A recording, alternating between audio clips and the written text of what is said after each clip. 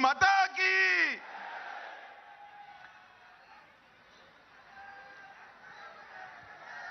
आज मेरे साथ मंच पर उपस्थित वारंगल पूर्व के हमारे प्रत्याशी इर्राबेली प्रदीप कुमार राव जी,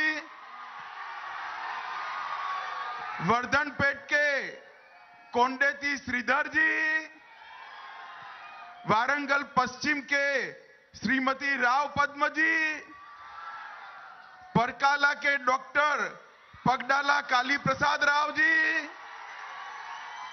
नरसंपेट के श्री कुंभकंपति पुल्ला राव जी, मुलुगु के डॉक्टर अजमीरा प्रहलाद नायक जी और आज मेरे साथ आए हुए डॉक्टर के लक्ष्मण, गजुल्ला प्रेमेंद्र रेड्डी जी, टी राजेश्वर राव जी, वनला श्रीमालू जी, श्री मर्थिनेनी धर्मराव जी, वोंटेरू जयपाल जी और आज वारंगल ईस्ट की इस सभा में इतनी बड़ी संख्या में जहां तक नजर पहुंचे आए हुए प्यारे भाइयों, बहनों, माताओं और मेरे जिगर के टुकड़े जैसे युवा मित्रों, आप सभी को नमस्कार। మిత్రులారా, ఇంత భారీ సంఖ్యలో వరంగల్ సభలకు ఇచ్చేసినటువంటి సోదర సోదరీమణులకు నా యువ మిత్రులందరికీ కూడా హృదయపూర్వక నమస్కారాలు। ये वारंगल महान कातकीय राजवंश की राजधानी थी। मैं आज सभी महान कातकीय राजाओं को प्रणाम कर कर मेरी बात की शुरुआत करते हूं। వరంగల్లో ఒక గొప్ప కాకతీయ సామ్రాజ్యానికి రాజధానిగా కొనసాగిన విషయము, అందుకనే అందరి కూడా నేను నమస్కరిస్తూ ఈ యొక్క సభను ప్రారంభిస్తా ఉన్నాను। मैं भद्रकाली मंदिर, इनावोलू मनल्ला मंदिर, रामप्पा मंदिर, जैन स्मारक और बुद्ध स्मारक, ये सभी को प्रणाम कर कर मेरी बात की शुरुआत करता हूं। వరంగల్ ప్రసిద్ధి చెందినటువంటి భద్రకాళి దేవాలయము, 1000 స్తంభాల గుడి, ఇనవోలు మల్లన్న దేవాలయము, రామప్ప దేవాలయము, కొలనుపాక జైన మందిరము, తెలంగాణ బౌద్ధ స్మారక చిహ్నాల వారసత్వానికి ప్రతీకైనటువంటి వీరందరికీ కూడా నేను నమస్కరిస్తూ ఈ యొక్క సభను ప్రారంభిస్తా ఉన్నాను। भाई और बहनों, आने वाले चुनाव में आपका एक वोट तेलंगाना और भारत का भविष्य तय करने वाला वोट है। మిత్రులారా, మీరు వేసే ఈ ఎన్నికల ఓటు భారత ప్రజల భవిష్యత్తు, తెలంగాణ ప్రజల భవిష్యత్తును నిర్ధారించేటువంటి ఈ ఎన్నిక కాబోతా ఉన్నది। जब तेलंगाना राज्य बना तो तेलंगाना सरप्लस राज्य था। आज 3 लाख करोड़ से ज्यादा ऋण केसीआर ने तेलंगाना के लोगों पर थोप दिया है। తెలంగాణ రాష్ట్రం ఏర్పడినప్పుడు మన రాష్ట్రము సర్వ సంపన్నంగా ఉన్నటువంటి రాష్ట్రము కేసీఆర్ పుణ్యం అని చెప్పి ఇవాళ అప్పుల కుప్పగా మారిపోయి లక్షల కోట్లు అప్పులో నెట్టేసినటువంటి ఈ ప్రభుత్వం కేసీఆర్ ప్రభుత్వం। मित्रों, तेलंगाना को केसीआर ने भ्रष्टाचार का अड्डा बनाया है। మిత్రులారా, కేసీఆర్ గారు తెలంగాణ రాష్ట్రాన్ని ఇవాళ కుంభకోణము, అవినీతికి అడ్డగా మార్చివేశారు। ये बीआरएस नहीं है, बीआरएस का नाम है भ्रष्टाचार रिश्वतखोरी समिति। మిత్రులారా, బీఆర్ఎస్ అంటే ఇది పూర్తిగా అవినీతి లంచగొండి కూటమి అని నేను చెప్తా ఉన్నాను। ఇవాళ मिशन भगीरथ घोटाला केसीआर सरकार ने किया। ఇవాళ మిషన్ కాకతీయలో పెద్ద కుంభకోణాన్ని ఈ కేసీఆర్ ప్రభుత్వం చేసింది। मियापुर भूमि सौदा घोटाला 4000 करोड़ का केसीआर ने किया। మియాపూర్ యొక్క భూమి కుంభకోణాలు 4000 కోట్ల రూపాయలు దోపిడీ చేసింది ఈ ప్రభుత్వము। कालेश्वरम परिवहन योजना घोटाला केसीआर सरकार ने किया। కాళేశ్వరం ప్రాజెక్టులో అతి పెద్ద కుంభకోణం ఈ కేసీఆర్ ప్రభుత్వం చేసిన విషయం। शराब पिलाने के लिए हजारों करोड़ रुपया चाउ कर कर शराब की गंगा तेलंगाना में बहा दी। ఇవాళ మద్యాన్ని సారాను కూడా ఏ రకంగా కుంభకోణం చేసి ఏరులై ఈ తెలంగాణ రాష్ట్రంలో ఇవాళ మద్యం సారా ప్రవహింపజేస్తా ఉన్నది ఈ కేసీఆర్ ప్రభుత్వం. उनके सांसद ने पोल्ट्री चारा घोटाला किया। ఇవాళ వారి పార్లమెంట్ సభ్యులు ఏ రకంగా ఇవాళ పౌల్ట్రీలో కూడా అతిపెద్ద కుంభకోణానికి పాల్పడ్డారో మీరు చూస్తా ఉన్నారు. मिशन कातकीय में 22,000 करोड़ का घोटाला किया। మిషన్ కాకతీయలో 22,000 కోట్ల కుంభకోణం జరిగింది.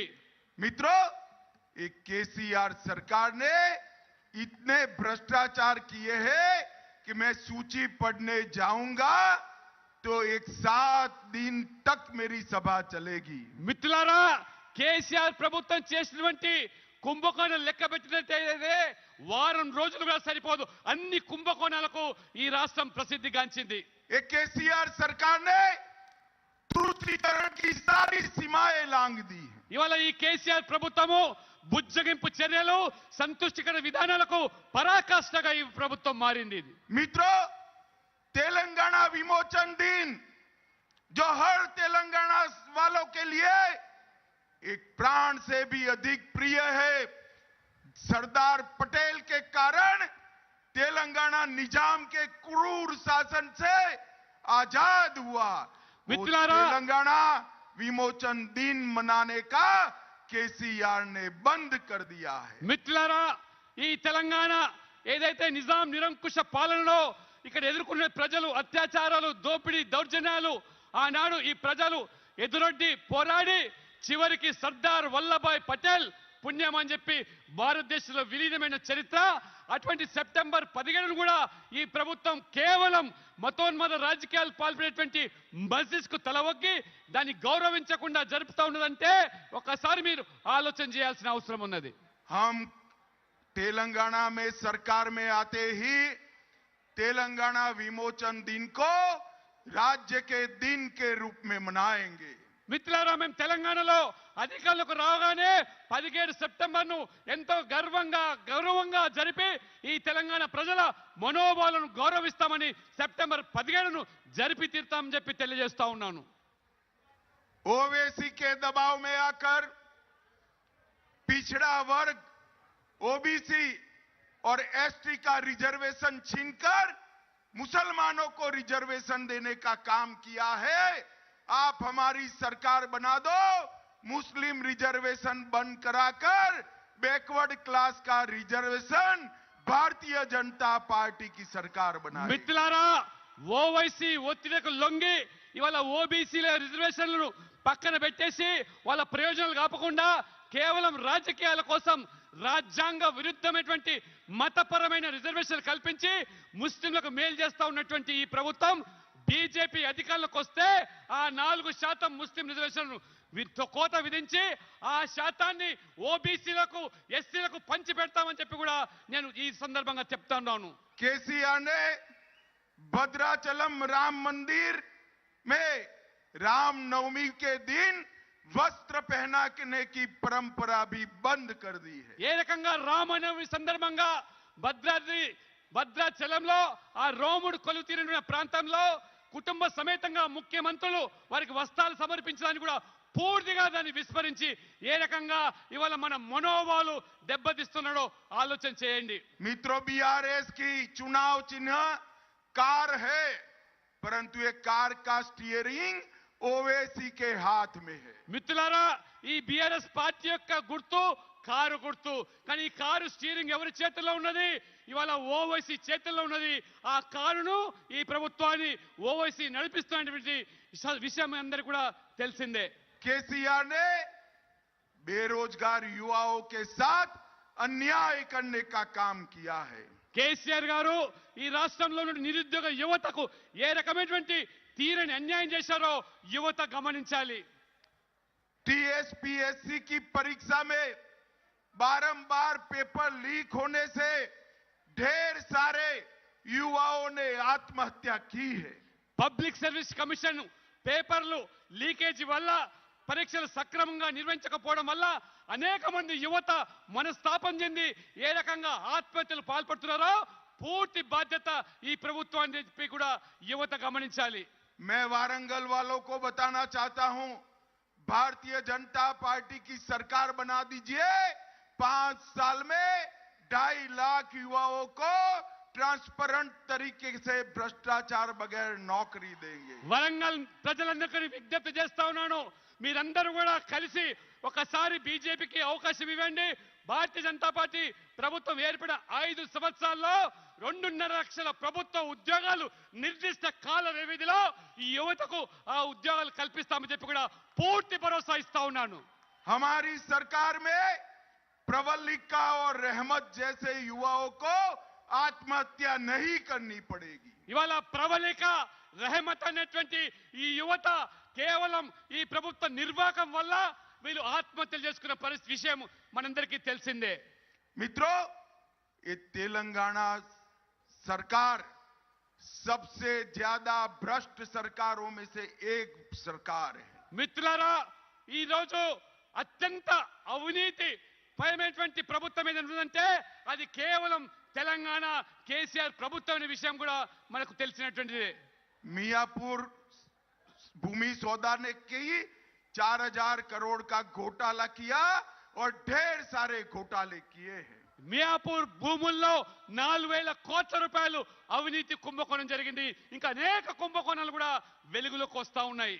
आप भाजपा सरकार बना दो, आपके पसीने की कमाई की एक एक पाई जिन्होंने भ्रष्टाचार किया है उनको उल्टा लटका कर सीधा कर कर वापिस तेलंगाना के खजाने में डालने का काम भारतीय जनता पार्टी करेगी. మిత్రులారా, మీరు భారతీయ జనతా పార్టీని అధికారంలోకి తీసుకొస్తే మీరు కష్టపడి శ్రమించి సంపాదించిన సొమ్మును ఏ రకంగా మెక్కేసి దోపిడీ చేశారో తప్పకుండా వాళ్ళ ద్వారా కక్కించి ఆ ధనాన్ని అక్రమ సొమ్మును మళ్ళీ ప్రజలకు అందజేస్తామని చెప్పి కూడా నేను స్పష్టం చేస్తా ఉన్నాను. ఇవాళ भाई और बहनों, मोदी जी ने 9 साल में तेलंगाना के विकास के लिए कोई कसर नहीं छोड़ी है. మిత్రులారా, నరేంద్ర మోడీ గారు తెలంగాణ సమగ్ర అభివృద్ధి కోసం వారు విశేషంగా కృషి చేయడం కాకుండా అనేక రకాలుగా నిధులు సంక్షేమ పథకాలు కూడా మనకు అందివ్వడం జరిగింది. ये राहुल बाबा एंड कंपनी को मैं कहना चाहता हूं, 10 साल तक आपकी सरकार थी.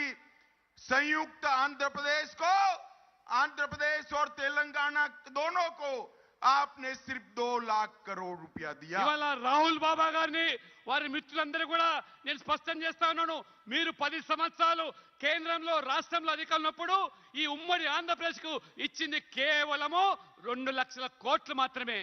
और भारतीय जनता पार्टी की सरकार ने, मोदी जी ने सिर्फ तेलंगाना को 2 लाख करोड़ रुपया संयुक्त आंध्र प्रदेश का, इसके सामने भाजपा ने सिर्फ तेलंगाना को 2.5 लाख करोड़ रुपया देने का काम नरेंद्र मोदी जी ने किया. మిత్రులారా, కేంద్రంలో బీజేపీ ప్రభుత్వము మోదీ గారి ప్రభుత్వము కేవలం తెలంగాణకు ఒక్కటికి మాత్రమే 2.5 లక్షల కోట్ల రూపాయలు ఇచ్చింది.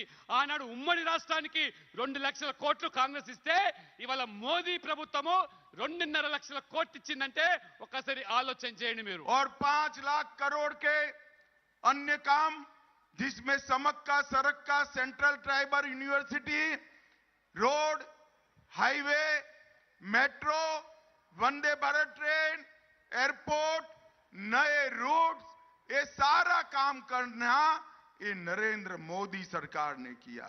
ఇంకా వీటికి అదనంగా దాదాపు ఇతర కార్యక్రమాలకు అభివృద్ధికి 5 లక్షల కోట్లు ఇవ్వడమే కాకుండా తెలంగాణకు నేషనల్ హైవేస్, రోడ్వేస్, ఎయిర్వేస్ తో పాటు వందే భారత్ 3 ట్రైన్లు, ఆ రకంగా సమగ్ర అభివృద్ధి కోసము సమ్మక్క సారక్క పేరు మీద కూడా గిరిజన విశ్వవిద్యాలయాన్ని ఇచ్చినటువంటి ప్రభుత్వము అది మోదీ గారి ప్రభుత్వం అనే విషయాన్ని మీకు అందరూ కూడా తెలియజేస్తా ఉన్నాను. मित्रों, केसीआर सरकार ने एमजीएम अस्पताल की दुर्दशा करने का काम किया है. మిత్రులారా, ఈ కేసీఆర్ ప్రభుత్వము మన వరంగల్ ఉన్నటువంటి ఎంజీఎన్ ఆసుపత్రి ఏ దిశకు ఇవాళ తీసుకొచ్చిండో పేదలు ఇవాళ అనుభవిస్తా ఉన్నారు. ఇవాళ दूसरा सबसे बड़ा हॉस्पिटल होने के बावजूद 9 साल में एक कानी पाई एमजीएम अस्पताल के लिए नहीं खर्च की है। ఇవాళ రాష్ట్రంలో రెండవ అతిపెద్ద ఇది ఆసుపత్రి అయినప్పటికీ కూడా ఈ కేసీఆర్ ప్రభుత్వము వరంగల్ ప్రజల పట్ల ఏ రకంగా నిర్లక్ష్య ధోరణితో ఒక్క రూపాయి ఖర్చు పెట్టి కూడా ఆ ఆసుపత్రిని బాగు చేయలేదంటే ఈ ప్రాంత ప్రజల పట్ల ఈ ప్రభుత్వానికి ఉన్న చిత్తశుద్ధి ఏమిటో తేలిపోతుంది. दुर्व्यवस्था ऐसी है कि चूहा काटने से बच्चों की मौत होती है। ఎంత దారుణమైన పరిస్థితి అంటే ఈ ఆసుపత్రిలో ఎలుకల కొరికి చిన్న పిల్లలు చనిపోయినటువంటి ఉదంతం ఈ వరంగల్లో వెలుగులోకి వచ్చింది. हमारी सरकार बना दीजिए, हमारे विधायकों को जिता दीजिए, हम 1000 करोड़ रुपया एमजीएम अस्पताल के विकास के लिए खर्च करेंगे। మా అభ్యర్థులను ఎమ్మెల్యేలుగా గెలిపించండి, మా ప్రభుత్వాన్ని ఏర్పాటు చేయడానికి సహకరించండి. 1000 కోట్ల రూపాయలు ఈ ఎంజీఎం ఆసుపత్రి అభివృద్ధి కోసము మా ప్రభుత్వం కేటాయిస్తుందని చెప్పి కూడా నేను ఇవాళ స్పష్టం చేస్తా ఉన్నాను. मुझे अंत में एक बात बताओ भाइयों बहनों, अयोध्या में राम मंदिर बनना चाहिए था या नहीं बनना चाहिए था? చివరికి మీరందరూ కూడా ఒక్కసారి అడుగుతున్నాను, అయోధ్యలో భవ్యమైనటువంటి రామ మందిర నిర్మాణం కావాలా వద్దా? जोर से बोलिए, बनना चाहिए था या नहीं बनना चाहिए था? నిర్మాణం కావాల్సిందా లేదా చెప్పండి గట్టిగా. एक कांग्रेस पार्टी ने 70 साल से राम मंदिर को रोक कर रखा।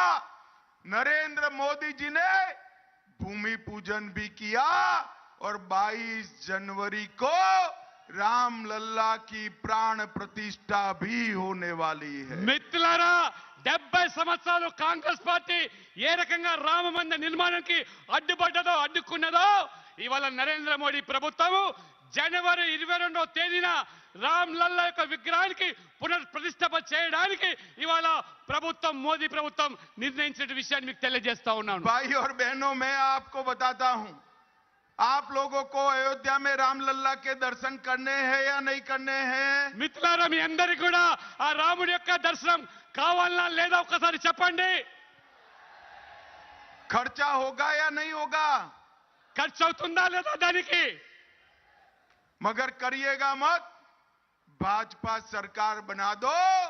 तेलंगाना भाजपा सरकार बारी बारी सभी को अयोध्या में free of cost Ram Lalla के दर्शन करा दे। మీరు అయోధ్యలో రాముడి దర్శనాని కోసము ఒక్క రూపాయి ఖర్చు పెట్టద్దు. మీరు తెలంగాణలో బీజేపీ ప్రభుత్వం అంటేయండి, అందరి కూడా ఉచితంగా ఆ అయోధ్యలో రాముడి దర్శనాన్ని ఈ ప్రభుత్వం చేయిస్తుందని చెప్పి కూడా మీకు నేను తెలియజేస్తా ఉన్నాను. ఇవాళ मुझे बताओ, भारतीय जनता पार्टी की सरकार बनाओगे? చెప్పండి, మీరందరూ కూడా బీజేపీ ప్రభుత్వాన్ని ఏర్పాటు చేస్తారా? हमारे सारे कैंडिडेट को जिताओगे? మా అభ్యర్థులందరినీ గెలిపిస్తారా? तो मेरे साथ दोनों हाथ उठाओ, उठाइए दोनों हाथ, చేతులెత్తండి, చేతులెత్తండి. विजय के संकल्प की मुट्ठी भींचिए और प्रचंड आवाज से बोलिए,